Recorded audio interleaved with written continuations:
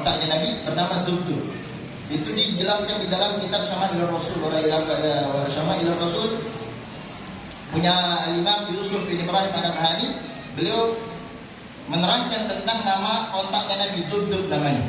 Ini ontaknya Nabi sallallahu alaihi wasallam setelah wafatnya Nabi sallallahu alaihi wasallam, semenjak jasadnya Nabi sallallahu alaihi wasallam dimakamkan, ini ontak enggak berhenti-henti menangis. Ontak enggak berhenti-berhenti menangis. Sampai saking seringnya menangis, tidak hanya sehari 2 hari, dalam riwayat 2 minggu. Nangis seekor ontak ditinggal oleh Nabi Muhammad SAW. Padahal seekor ontak diciptakan oleh Allah Subhanahu Wa Taala tidak memiliki rasa cinta, cuma memiliki rasa amarah di dalam sifat ontak. Tapi tatkala ontanya Nabi Muhammad ditinggal oleh Nabi Muhammad, riwayat mengatakan 2 minggu ontak ini terus selalu menangis, pagi menangis, siang menangis, sore menangis, malam menangis. Sampai dalam Sahih Bukhari, saking seringnya menangis, mata onta itu sampai buta. Mata onta itu sampai buta. Saking dirinya, saking jiwanya onta ini tidak kuat untuk berpisah dengan Nabi Muhammad SAW. Tidak kuat. Sampai sahabat-sahabat Nabi SAW, mereka bingung apa yang harus dilakukan, apa yang harus diberikan. Tidak ada selama dari awal, dari dimakamkannya Nabi Muhammad SAW, ini ontak tidak makan, tidak minum, hanya menangis dalam kesehariannya. Hanya menangis. Bahkan sampai diriwayatkan oleh Imam Tirmidzi, ontak ini saking tidak kuatnya di dalam cintanya kepada Rasulullah SAW, ditinggal oleh Nabi Muhammad SAW, ontak ini sampai bunuh diri, masuk ke dalam sumur. Ini seekor onta. Seekor onta. Tatkala diri kita sebagai umat Nabi SAW tidak memiliki cinta kepada Nabi Muhammad, diri kita lebih buruk, lebih rendah daripada seekor onta. Seekor onta. Bahkan disebutkan di dalam Ad-Dibai, tatkala Nabi sallallahu alaihi wasallam sedang berkhutbah di depan Ka'bah, lalu ada seorang badui yang dirinya masih non muslim, belum muslim. Ini tatkala Nabi sallallahu alaihi wasallam lagi berkhutbah, lagi menyampaikan risalah, lagi menyampaikan wahyunya Allah Subhanahu wa taala. Ini badui tiba-tiba memotong omongannya Nabi Muhammad. Ini kata orang Badui, wahai Muhammad, kalau seandainya aku punya binatang ternak ini, itu binatang ternaknya biawak. Binatang ternaknya biawak. Binatang kesayangannya biawak. Itu disebutkan, diceritakan di dalam kitab Al-Tibari. Apa di situ? Amana bihi dhabbu wa sallamat alaihi al-ashjar wa khatamathu al-ahjar wa hanna ilaihi al-jid' halina hazinin nadi. Ini tatkala orang Badui, dia mengatakan seperti itu, wahai Muhammad, engkau menyampaikan apapun yang kau sampaikan, hatiku tidak akan beriman kepadamu kecuali kalau seandainya biawakku ini mengenal dirimu, katanya. Biawakku ini mengenal dirimu. Akhirnya lalu Nabi SAW di sini termasuk bagian dari mukjizatnya Nabi. Subhanallah, mukjizatnya Nabi ini lebih mulia daripada mukjizat Nabi-Nabi terdahulu, lebih agung daripada mukjizat Nabi terdahulu. Itu disebutkan Nabi Allah Sulaiman alaihi salatu wassalam, mukjizatnya apa? Bisa berbicara dengan hewan, bisa berbicara dengan binatang. Tapi apa? Tapi Nabi Allah Sulaiman yang berbahasa binatang, bukan binatang yang berbahasa Nabi Allah Sulaiman. Ini mukjizatnya Nabi Allah Sulaiman, bisa berbicara dengan binatang, tapi dengan bahasa binatangnya. Kalau berbicara dengan semut, ya pakai bahasa semut. Kalau bicara dengan onta, ya pakai bahasa onta. Tapi Nabi kita Muhammad Rasulullah SAW, mukjizatnya sama, bisa berbicara dengan binatang. Akan tetapi apa? Akan tetapi bukan Nabi Muhammad yang berbicara bahasa binatang, akan tetapi binatang yang berbicara dengan bahasanya Nabi Muhammad. Rasulullah sallallahu alaihi wasallam. Apa kata Nabi Muhammad? Ya Rabb, ata'rifuni, kata Rasulullah. Wahai biawak, kenalkah engkau kepadaku? Lalu biawak mengatakan, wallahi asyhadu an la ilaha illallah wa annaka Muhammadar Rasulullah. Ini biawak. Biawak kenal sama Nabi Muhammad. Kalau kita agak kenal sama Nabi Muhammad, ya, lebih rendah daripada biawak. Nah, biawak ini kenal sama Nabi Muhammad. Makanya rugi seorang kepala keluarga yang tidak mengenalkan anak cucunya tentang Nabi Muhammad. Siapa itu Nabi Muhammad? Bagaimana akhlaknya Nabi Muhammad? Bagaimana budi pekertinya Nabi Muhammad? Bagaimana perihal dan kebiasaannya Nabi Muhammad sallallahu alaihi wasallam? Jangan kita kenalkan dengan orang-orang yang jauh sama Allah. Bahkan keningnya itu tidak pernah digunakan untuk sujud kepada Allah Subhanahu wa taala. Bangunin malam sama anaknya bukan disuruh tahajud, nonton bola. Tonton.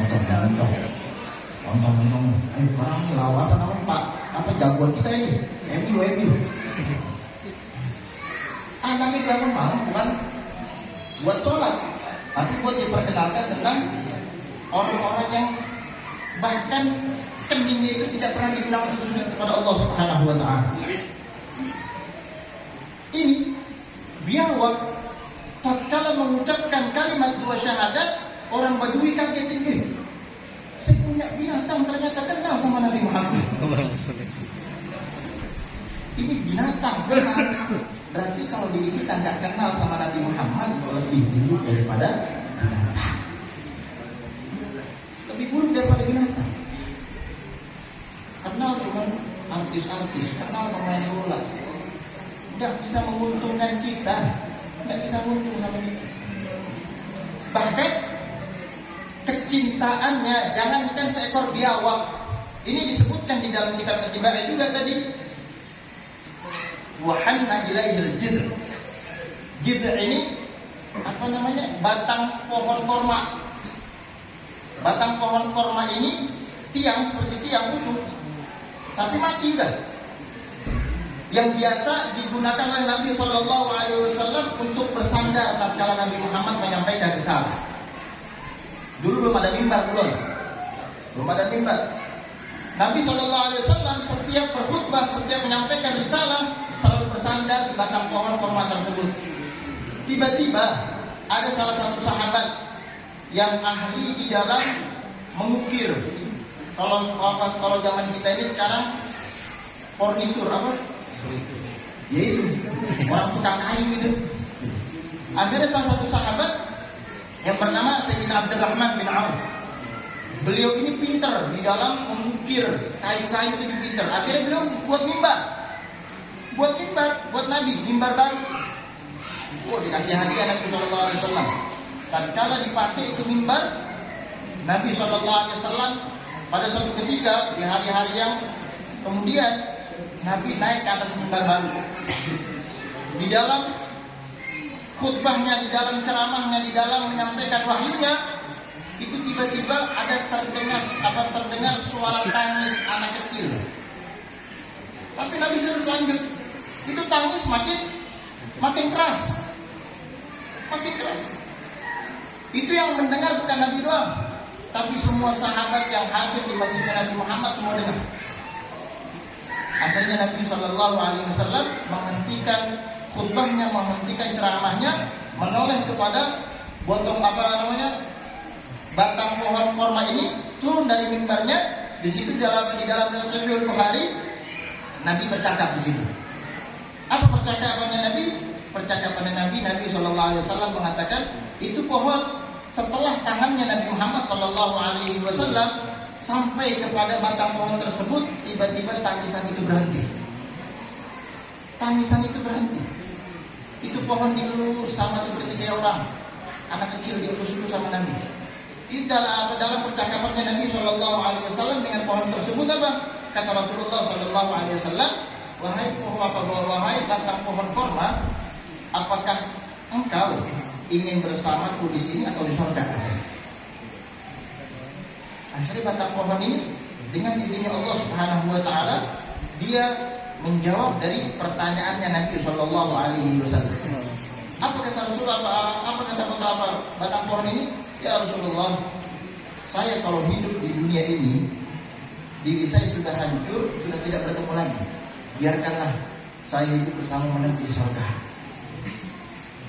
Ini batang pohon yang udah mati, masih punya kerinduan dan kecintaan dengan Nabi Muhammad.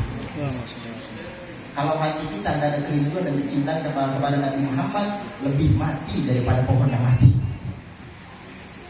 Lebih mati daripada pohon yang mati.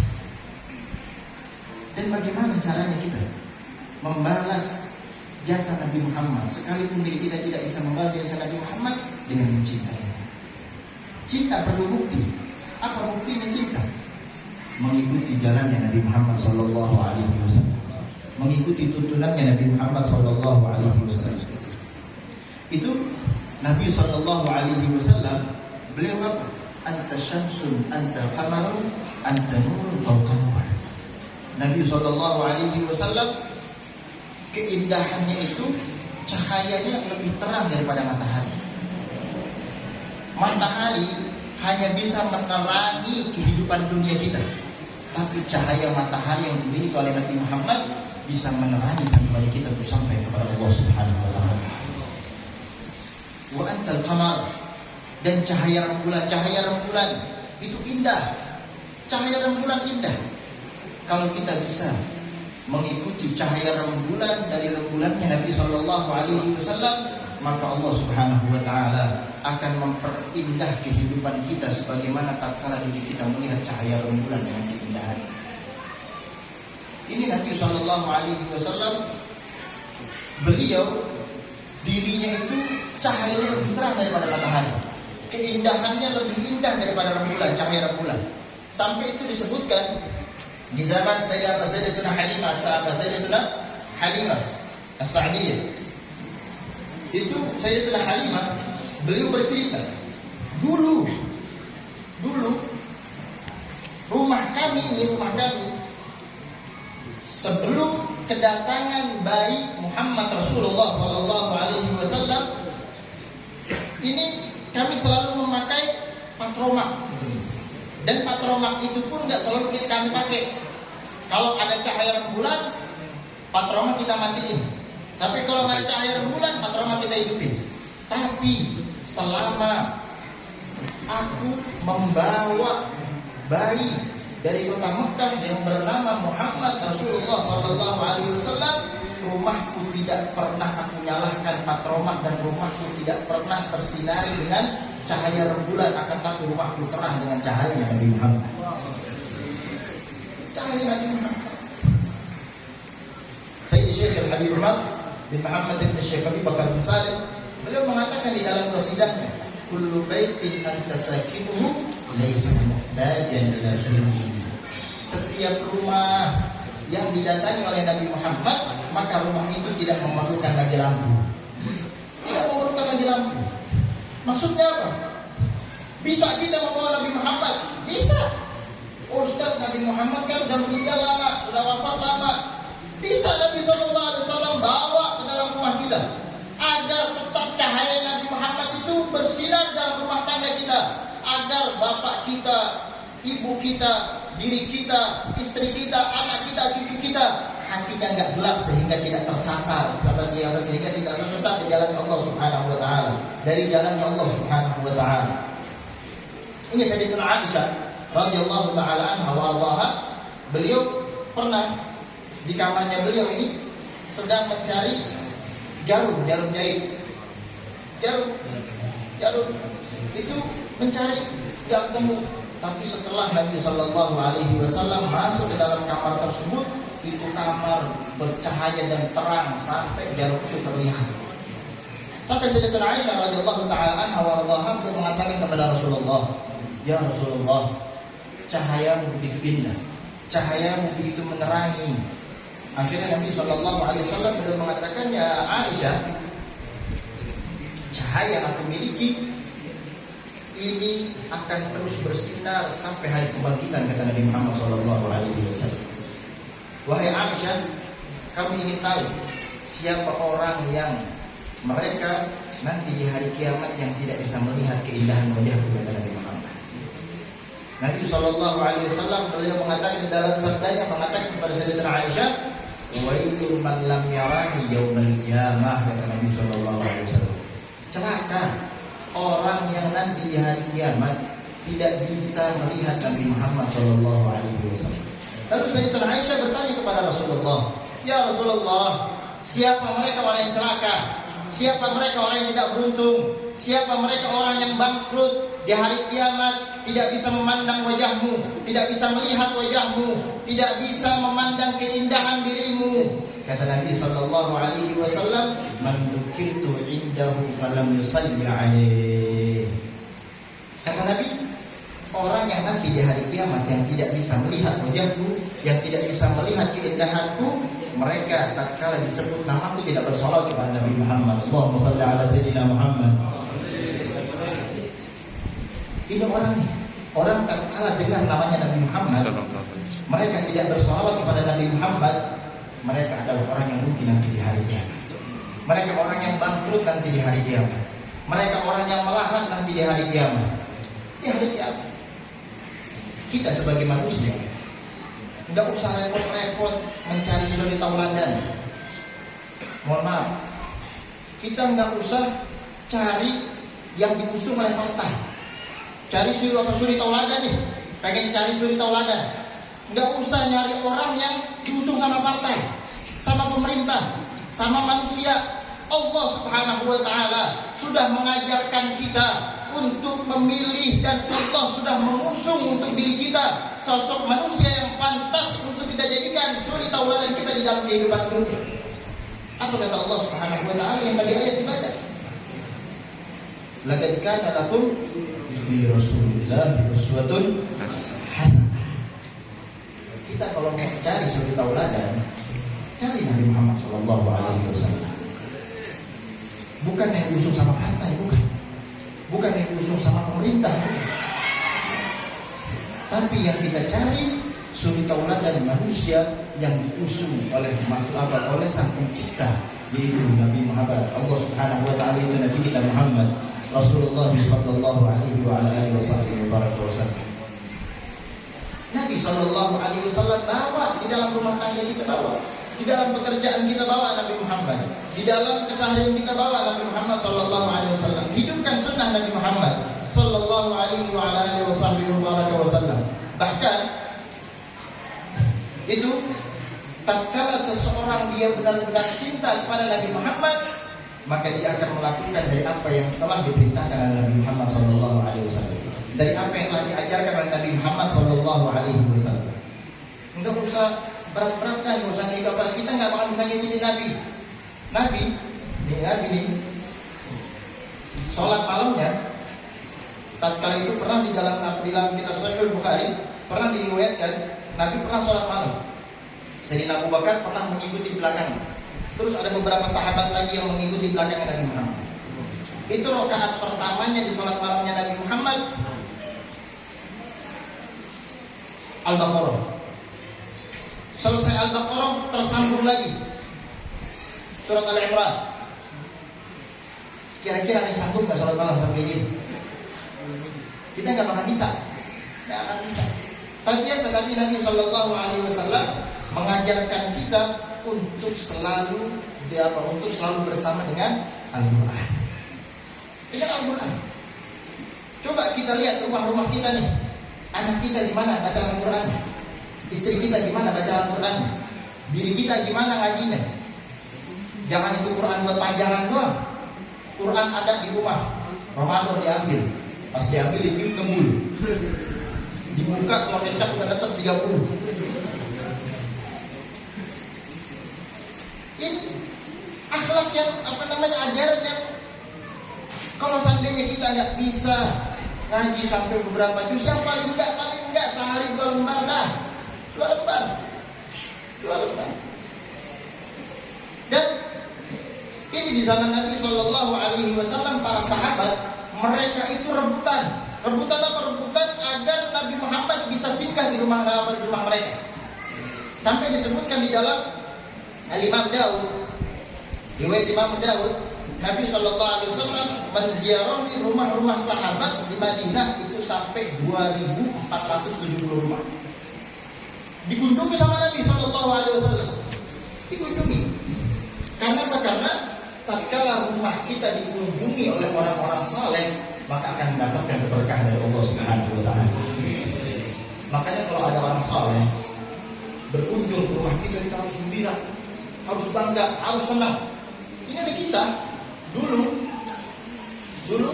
ada seseorang yang sedang berangkat haji. Berangkat haji, dia sedang di malam hari itu dia muter-muter Makkah.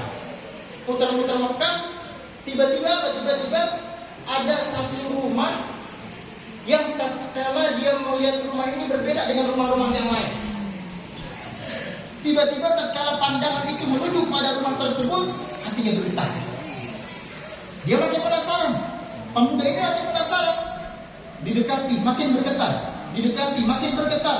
Makin dekat, tidak terasa air matanya menetes. Padahal cuma rumah doang ini. Rumah doang. Akhirnya makin netes. Akhirnya dia menangis. Baru mau lihat rumah aja nangis. Akhirnya dia nanya, ini rumah siapa katanya?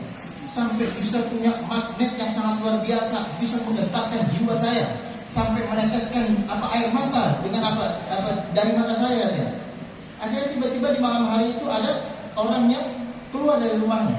Orang soleh juga yang keluar dari rumah tersebut, bukan rumah yang ini, sebelahnya, tetangganya keluar. Ditanya, wahai syekh, wahai fulan, wahai orang tua, wahai paman, saya mau nanya, ini rumah siapa katanya? Oh ini. Kenapa memang? Saya merasakan sesuatu yang berbeda dengan rumah-rumah yang di kota Makkah. Oh kamu juga merasakannya? Ya, iya. Saya baru melihat saja sudah mengingat Allah Subhanahu wa taala. Melihat rumah ini aja sudah takut kepada Allah Subhanahu wa taala. Punya getaran yang sangat luar biasa di dalam jiwa ini katanya. Ini rumah siapa? Oh, ini rumah dulu katanya dulu 10 tahun yang lalu. Ini 10 tahun nih. Katanya orang dulu 10 tahun yang lalu rumah ini pernah didatangi oleh Al-Imam Junaid bin Muhammad Al-Baghdadi. Jadi Imam Junaid bin Muhammad Al-Baghdadi seorang ulama besar, seorang wali besar, kekasihnya Allah Subhanahu wa taala. Itu rumah yang pernah disinggahi oleh seorang ulama, cahayanya akan terpancar menembus 7 lapis langit. Makanya beruntung rumah-rumah yang didatangi para ulama, rumah-rumah yang didatangi para orang saleh, rumah-rumah yang didatangi para habaib, para dzurriyyah Nabi Muhammad Rasulullah sallallahu alaihi wasallam. Mereka beruntung. Kedatangan mereka tidak hanya memberikan ilmu, keberkahan yang diberikan oleh Allah Subhanahu wa taala. Dan juga pernah diceritakan di zaman Imam Al-Habib Abdullah bin Husain bin Tahir. Beliau punya keponakan namanya Al-Habib Abdullah bin Umar bin Yahya. Di Hadramut sana, Al-Habib Abdullah bin Husain bin Tahir, ada di Hadramut itu satu daerah namanya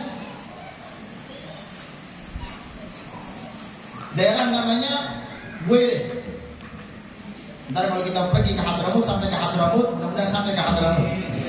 Walaupun nggak belajar, kita ziarah ke Hadramut. Itu di Hadramut ada namanya satu daerah namanya Buere, tempatnya Habib Abdullah bin Husain bin Tahir.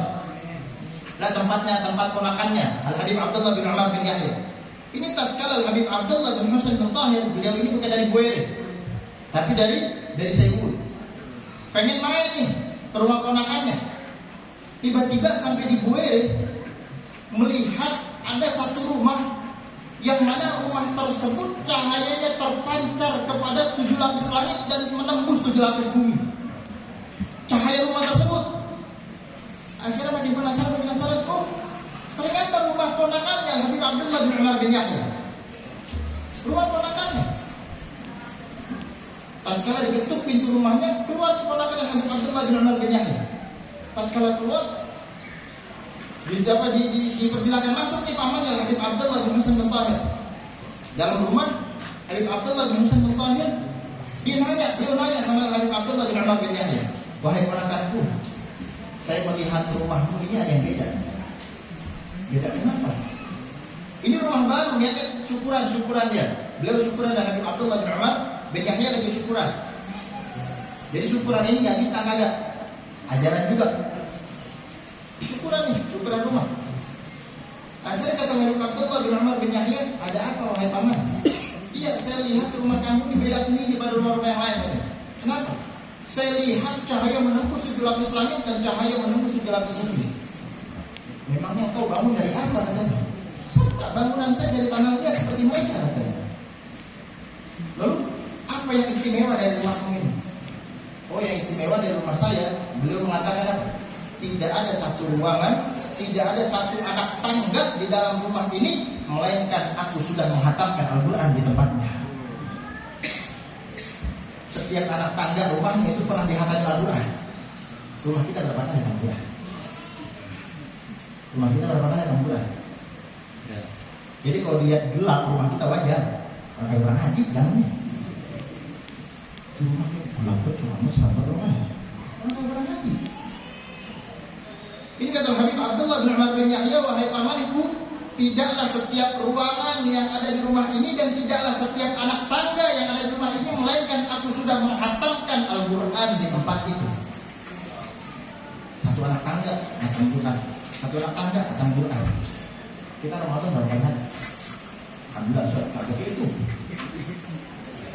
Bagaimana mau itu? Ada orang lain dihitung. Orang lain dihitung.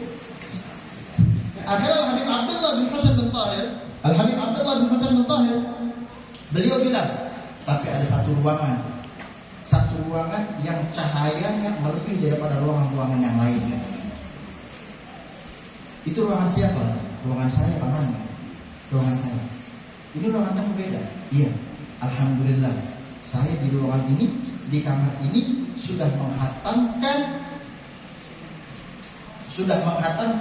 setiap 10 rakaat saya di dalam sholatnya. Sholat malamnya setiap 10 rakaat hatam Quran. Hatam Quran. Kita sholat tarawih di sini udah bilang Wallahualim amin bismillahirrahmanirrahim yasin. Gerendam udah.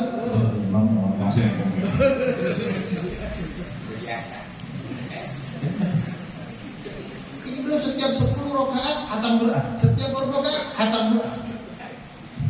Ini tuntunan Nabi Muhammad. Yakni mereka benar-benar cinta kepada Nabi Muhammad sehingga mereka mengikuti Nabi Muhammad SAW. Sampai dulu ada nih di negeri kita punya wali, subhanallah, namanya Habib Ahmad bin Muhammad Al-Mihdar. Makamnya ada di samping Ampel, nggak jauh dari makam Ampel Surabaya. Makamnya di Ampel Surabaya, Habib Ahmad bin Muhammad Al-Mihdar. Ini beliau di masa hidupnya, orangnya masih hidup tapi udah gali kuburan duluan. Kira-kira ada yang nyampe situ pikiran kita?